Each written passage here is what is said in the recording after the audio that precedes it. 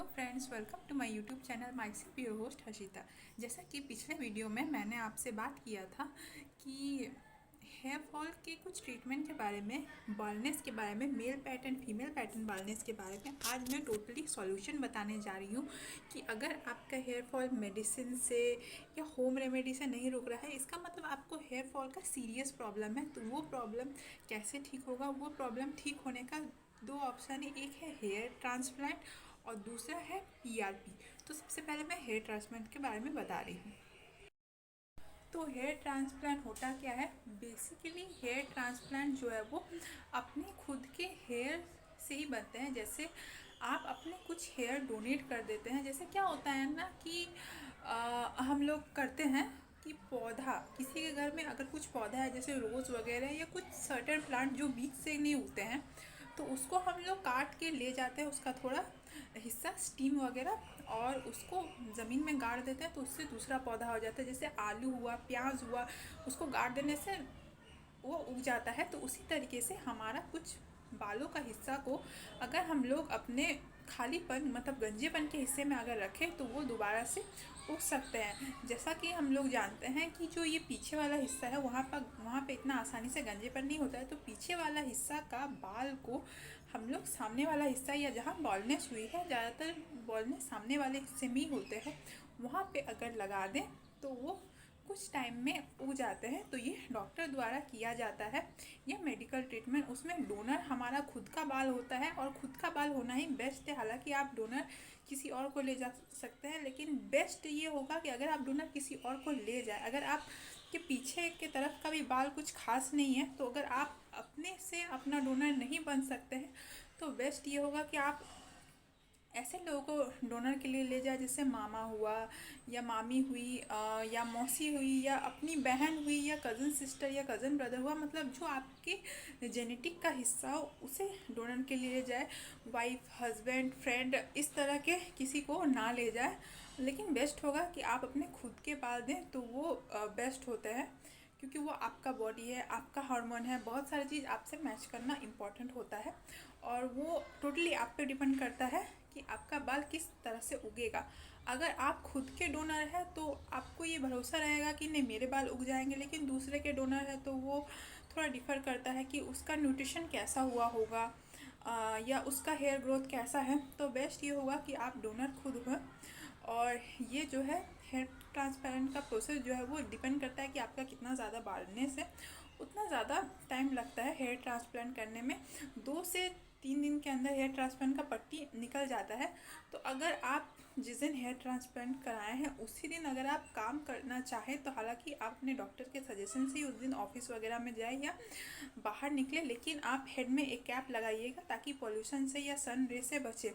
आपको करीब 10 दिन तक हेड में कैप लगाना पड़ेगा। आप अपने डॉक्टर से अच्छे से पूछ लें। उसके बाद क्या हेयर ट्रांसप्लांट करने के बाद आपका सारा प्रॉब्लम सॉल्व हो जाएगा? नहीं।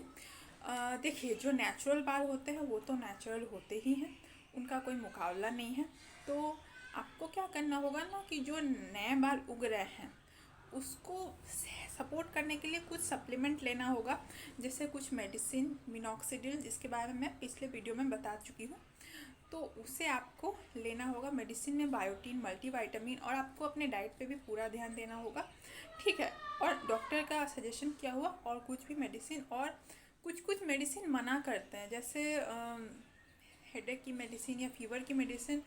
पर्टिकुलरली जिस दिन आप हेयर ट्रांसप्लांट करा रहे हैं उस दिन शायद कुछ मेडिसिन या कुछ प्रिकॉशन बोलते हैं, वो आपको डॉक्टर बेस्ट बता देंगे, ठीक है। उसके बाद क्या करना होगा कि ये हेयर ट्रांसप्लांट के बाल कब तक उगेंगे, मतलब आपका तो पूरा गंजापन है, पूरा स्कैल मतलब पूरा जो है वो एरिया चिकना है, तो उस पर बाल कब उगेंगे? तो साल भर लग जाएंगे। और मोर देन डैट डिपेंड करता है सब कुछ कि आपके बाल कितनी जल्दी उग सकते हैं, ठीक है। चलो, ये तो हो गया। प्रिकॉशन मैंने बता दिया क्या क्या करना है। लेकिन जो नेचुरल बाल है उतने घने नहीं होंगे, तो उसका सपोर्ट करने के लिए आपको कुछ ना कुछ मेडिसिन 2-3 साल तक खानी पड़ेगी। और बेस्ट होगा कि आप अपने हेल्थ पे, खासकर हेयर के प्रति थोड़ा और ज़्यादा ध्यान दें कि आपका जो पिछला बाल है वो भी कहीं झड़ ना जाए। देखिए, आपको हेयर ट्रांसप्लांट का ज़रूरत पड़ा, मतलब आप समझ सकते हैं कि आपका हेयर का कंडीशन कितना ख़राब है। बहुत कम लोगों को ही हेयर ट्रांसप्लांट का ज़रूरत पड़ता है, हालांकि आज के डेट में ये बहुत कॉमन हो गया। मतलब ज़रूरी नहीं है कि आप अपना ज़िंदगी काट लिए। ऐसे आप अपने फ्रेंड में या रिलेटिव में बहुत कोई को देखे होंगे कि वो अपने पूरी ज़िंदगी काट लिए इसी बालों के साथ, और बहुत ज़्यादा झड़े नहीं है। तो उसके लिए क्या करना होगा, उसके लिए आपको अपना हेयर का ज़्यादा ख्याल रखना होगा। ये हो गया हेयर ट्रांसप्लांट का बात। अब मैं बात करूँगी पीआरपी ट्रीटमेंट के बारे में और बायोटिन के बारे में।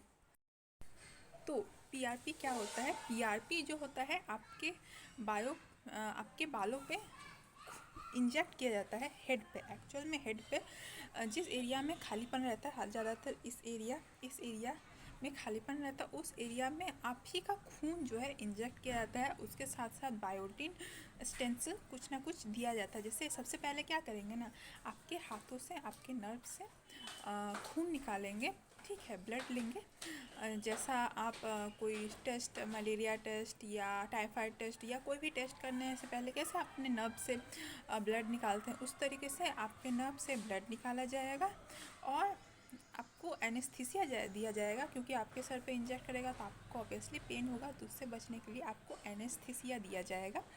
उसके बाद और उसमें बायोटिन का कुछ मात्रा रहेगा, तो आपका जो खून का मिनरल्स है उसका और बायोटिन मिक्स हो जाए, उसके लिए कुछ टाइम लगता है, जैसे 10-15 मिनट। उसके बाद आपके ये पूरे हेड में इंजेक्ट किया जाएगा। आपको ज़्यादा पेन नहीं होगा, हल्का पेन तो होगा। तो उसे कहते हैं पीआरपी ट्रीटमेंट, ठीक है। उसके अलावा ये जो है सबसे ज़्यादा अच्छा तो रहता है हेयर ट्रांसप्लांट, लेकिन हेयर ट्रांसप्लांट जो है वो एकदम एक्सट्रीम स्टेट पे किया जाता है, मतलब जब आप कुछ नहीं किया सकता, लेकिन स्टिल बहुत ज़्यादा झड़ रहे हैं, तो आपको हेयर पीआरपी कराना अच्छा रहेगा, ठीक है। ये एक तरह का ट्रीटमेंट है जब मेडिसिन भी कोई काम ना करे। ये आपको 4 से 7 सिटिंग पे हो जाएगा, मतलब हर मंथ एक एक करके कराना पड़ेगा। इस मंथ एक कराएं तो वो पहला सिटिंग हुआ, नेक्स्ट दूसरा सिटिंग हुआ, तीसरा सिटिंग हुआ, तो वो आपको डॉक्टर बता देंगे आपके हेयर वॉल्यूम के हिसाब से कि आपको कितना सिटिंग का ज़रूरत पड़ता है, ठीक है। और इससे क्या होता है ना कि जब भी आप पीआरपी कराए हैं, ठीक है, उस दिन आप उसके करीब 2 दिन आप हेयर वॉश नहीं कीजिएगा, हेयर में कोई ऑयल नहीं लगाइएगा, नॉर्मल हेयर को कॉम्ब भी नहीं कीजिएगा। आपका हेड उस दिन हल्का पेन करेगा, क्योंकि ऑब्वियसली बात है आपके सर पे इंजेक्ट किया जा रहा है, तो आपको पेन तो होना ही है। और उस दिन और 2 दिन तक या 24 घंटे तक आपको कोई मेडिसिन लेने से मना किया जाता है, जैसे पैरासीटामॉल हुआ या कोई भी पेन का मेडिसिन हुआ या कोई भी एक्स्ट्रा मेडिसिन आपको लेने से मना करते हैं। अपने डॉक्टर के सलाह से ही लीजिएगा, ठीक है। और 2 दिन तक हेयर वॉश करने से मना करते हैं, कोम करने से भी मना करते हैं। आपके हेयर मतलब खून सा जम जाता है, वो इसलिए किया जाता है कि अब आप बोलोगे कि ऐसा करके क्या होगा, मतलब मेरे सर पे छेद करने से क्या से मेरे बाल उगेंगे।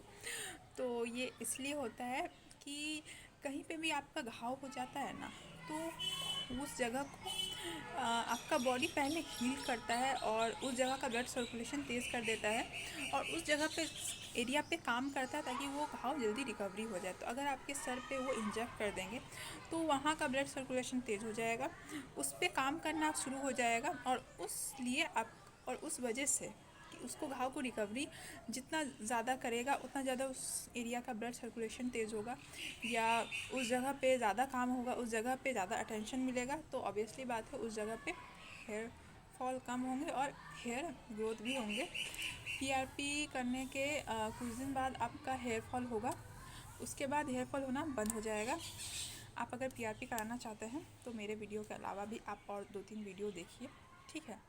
और डॉक्टर से पूरा क्वेश्चन कीजिए कि कैसे होगा, क्या होगा, और सब चीज़ पूछ लीजिए, ठीक है। उस हिसाब से ये एक तो हो गया हेयर ट्रांसप्लांट, दूसरा होगा पीआरपी। एक और होता है जो होता है, देखिए पीआरपी एक तरह से आप सुने होंगे लीच ट्रीटमेंट, मतलब आपके सर पे लीच को लगा दिया जाता है। तो वो लीच जहाँ जहाँ काटते हैं हीलिंग हो जाती है, वो होता है। तो एक इस तरह का डिवाइस भी मिलता है, मुझे उस डिवाइस का नाम याद नहीं आ रहा। एक उस तरह का डिवाइस भी मिलता है, कांटा कांटा टाइप इलेक्ट्रिकल कोम टाइप का रहता है, जो आपके सर पे हल्का हल्का हल्का हल्का पिन अप कर देता है, मतलब आपको हल्का गड़ेगा। तो वो भी जो है वो फेस के लिए भी होता है, तो वो एक तरह का PRP के तरह ही है, लेकिन वो थोड़ा कम पेन करता है। वो अपने घर बैठे भी कर सकते हैं, लेकिन वो जो इंजेक्ट करता है वो ज़्यादा पेन करता है, तो उसके लिए आपको एनेस्थीसिया लेना इम्पॉर्टेंट है। एक और होता है, वो होता है एक रे ट्रीटमेंट। तो उसमें सन रे और कुछ स्पेशल टाइप का रे आपके सर पे दिया जाता है, जिससे आपका हेयर फॉल जो है वो रुक जाए और हेयर ग्रोथ ये हो जाए। फ्रेंड्स, ये सारी कुछ ट्रीटमेंट है। और मेडिसिन में बायोटीन, मल्टीविटामिन, फेनोस्ट्राइड ये सब आप ले सकते हैं, लेकिन अगर आपके बॉडी में कोई इफ़ेक्ट ना करे तभी आप ये सब मेडिसिन लें। मैं एक बार फेनोस्ट्राइड ली थी तो मुझे बहुत इफ़ेक्ट हो गया था, तो उसके बाद से मैं नहीं ली हूँ। आपका जैसे इफ़ेक्ट हो बॉडी में वैसे ही ले, लेकिन ये सब ट्रीटमेंट या ये सब कुछ भी मेडिसिन लेने से पहले या सीरम अप्लाई करने से पहले आप प्लीज़ डॉक्टर से कंसल्ट करें। सबका बॉडी टाइप अलग होता है, सबके बॉडी पे अलग तरह का रिएक्शन करेगा। Thank you so much for watching.